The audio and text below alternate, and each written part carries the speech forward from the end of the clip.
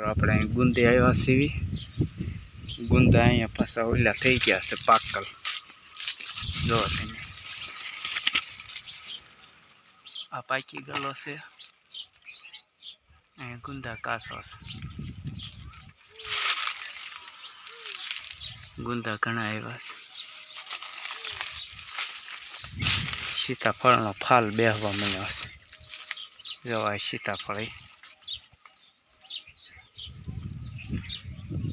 ફાલ બેસી ગયો સીતાફળનો।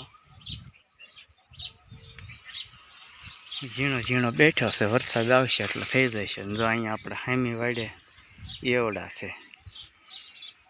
એવડા સામે વાડ્યા એવડા નકલા લાઈનમાં ઉગેલા છે। એવડાને એવું એ આપણી વાડી નથી, બીજાની વાડી છે, પણ નેરામાં હાથે હાથે ઉગ્યા છે। જો 7 વાગી ગયા છે એટલે મોરલાને એવું બોલે છે।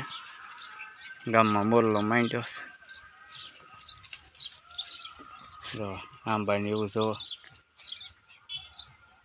જો અહીંયા હરગભાઈ આવે છે। જો